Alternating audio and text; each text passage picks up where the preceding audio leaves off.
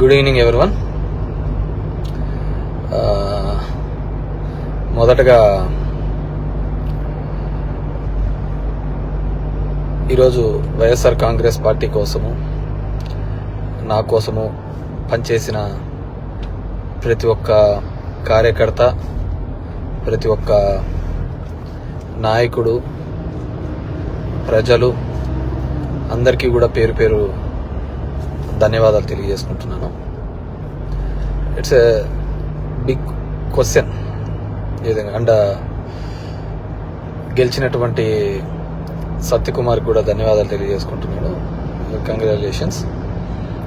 It's big question నాకు, అసలు ఎక్కడ ఏమి చేశాము అని. అంటే ఓవరాల్గా కూడా రాష్ట్ర ప్రభుత్వం కావచ్చు, నేను కావచ్చు,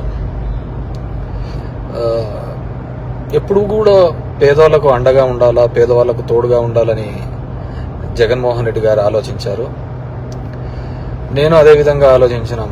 ఈ 5 years అయితే అసలుకు నేను ఎక్కడన్నా విజయవాడ అలాంటి ప్రాంతాలకు పోయి రాత్రి 2 గంటలకు వచ్చినా కానీ మళ్ళీ పొద్దున్నే 7 గంటలకల్లా లేచి ఇంటింటికి వెళ్ళి తిరగడం జరిగింది. వెల్ఫేర్తో పాటు డెవలప్మెంట్ చేయడం జరిగింది. అన్నీ చేసినాం. కేవలం 2 నెలల్లో వచ్చి అసలు అతను ఎవరో తెలియదు, పాడు తెలియదు. ఎక్కడైనా పోయి మామూలుగా జనరల్గా పోయి కూర్చొని నిలబడినా కానీ ఎవరు జనాలు కనుక్కోలేరు.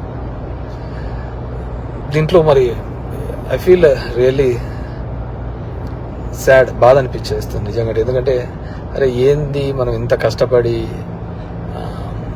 మగ్గమ్మ వాళ్ళు సూసైడ్ చేసుకుంటే ఎంటబడి భిక్షాటం చేసి డబ్బులు ఇచ్చినాము, నీళ్లు లేక అల్లాడిపోతుంటే తాగునీళ్ళు ఇచ్చినాము, రోడ్లు లేదంటే రోడ్లు ఇచ్చినాము, ఎన్ని కావాలన్నీ చేసినాము. So I feel really very bad. So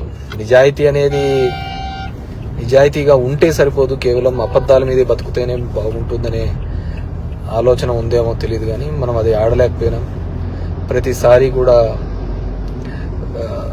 ఇంటికి వచ్చిన ఎవరికే గానే ఇబ్బంది పెట్టకూడదు, న్యాయం చేయాలనే ఒక ఆలోచన ధోరణితోనే పనిచేసుకుంటూ రావడం జరిగింది.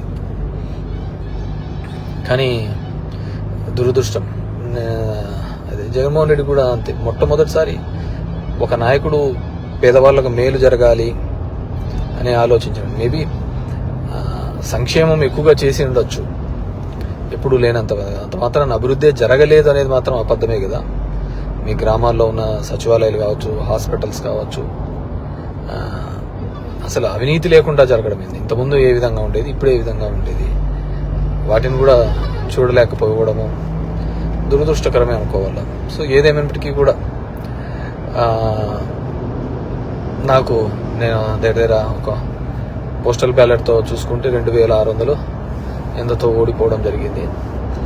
ధర్మవరం పట్టణంలోనే ఎప్పుడు నేను నిరంతరము ఎప్పుడు అందుబాటులోనే ఉంటాను. అయినా కానీ తెలుసు మరి ఏమి వాళ్ళకు నచ్చిందో, కొత్తగా వచ్చింది, ఏమి నన్ను ద్వేషించినారో, ఏదైనప్పటికీ కూడా ఇది నాకు ఒక ఏ రాజకీయ పార్టీకైనా ఇది ఒక గుణపాఠం లాగానే. ఎందుకంటే ఇంతకుముందు జగన్ రెడ్డి గారు ప్రెస్ మీట్లో చెప్పినట్టు అంతమందికి ఒక మేనిఫెస్టో చెప్పి ఆ మేనిఫెస్టోలో 99% చెయ్యాలి అనే ఆలోచన. ఎందుకంటే ఇంతకుముందు చెప్పిన వాళ్ళందరూ మర్చిపోయే వాళ్ళు, పక్కన పడేసేవాళ్ళు. సో దానికి కర్నూలు చావుకు చాలా ఉన్నాయని చెప్పి అబద్ధాలు అనే దాంట్ల మీద ఈ టైటిలింగ్ యాక్ట్ అంటారు, ల్యాండ్ టైటిలింగ్ యాక్ట్ అంటారు, ఇది అంటారు. అరే కొద్దిగా కామన్ సెన్స్గా ఆలోచించారు. గవర్నమెంట్ ఇచ్చిన ఇంటి పట్టాలకే రిజిస్ట్రేషన్ డాక్యుమెంట్లు ఇచ్చినాడు. గవర్నమెంట్ ఇచ్చిన ఇంటి పట్టాలకే రిజిస్ట్రేషన్ డాక్యుమెంట్ ఇచ్చినాడు. అది కూడా మాట్లాడితే ఎట్లా? గవర్నమెంట్ ల్యాండ్లకే రిజిస్ట్రేషన్ చేపించి ఒరిజినల్ పత్రాలు ఇచ్చినాడు. మీ భూములు జగన్ రెడ్డి తీసుకుంటాడంటే ఎలా నమ్మగలిగిన? అది ఒక కారణం అయ్యింటే అది ఎలా నమ్మగలిగినారో ఏమో కానీ అర్థం కావట్లే. సో చూద్దాం. ఇప్పుడు చంద్రబాబు నాయుడు తన అనుభవంతో సంపద సృష్టించాడు. ఏ రోజు సంపద సృష్టించినాడో కూడా తెలియదు. ఆయన ఇంతవరకు ఎప్పుడు సంపద సృష్టించినది, ఎప్పుడు అప్పులు పెట్టిపోయినాడే తప్ప 14 సంవత్సరాలుగా ముఖ్యమంత్రిగా ఉన్నప్పుడు సంపద ఎప్పుడు సృష్టించలేదన్నమాట. సో సంపద సృష్టిస్తాడన్నాడు. ఎప్పుడూ లేని విధంగా సచివాలయంలో 1,50,000 జాబ్స్ ఇప్పించడం జరిగింది. ఇవన్నీ కూడా ఇక్కడ క్యాలిక్యులేషన్లోకి రాలేదు. జనం దగ్గరికి సేవలు రావాలి. కరోనా లాంటి క్లిష్టమైన పరిస్థితిలో ఆ కుటుంబానికి తోడుగా ఉన్నాడు. మేబీ మనుషులంటే అలాగే ఉంటారేమో మరి తెలియదు. కానీ ఏదైనప్పటికీ కూడా నా పార్టీ కోసము నిరంతరము కష్టపడిన వైఎస్ఆర్ కాంగ్రెస్ పార్టీ కార్యకర్తలకు, నాయకులకు, నాకు ఓటు వేసి నా ప్రజలకు అందరికీ కూడా పేరు పేరున ధన్యవాదాలు. మా నాయకులకి, కార్యకర్తలకు కూడా ఒకటే చెప్పదలుచుకున్నాను. ఊర్లో చిల్లర అన్నీ కూడా చేస్తూ ఉంటారు. కానీ లెక్క ఎప్పటికీ తప్పదు.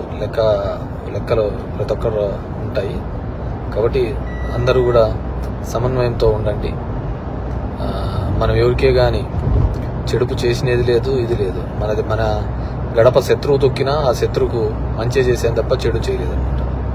సరే, కొన్ని అనివార్య కారణాల వల్ల మనం ఓడిపోయి ఉండొచ్చు.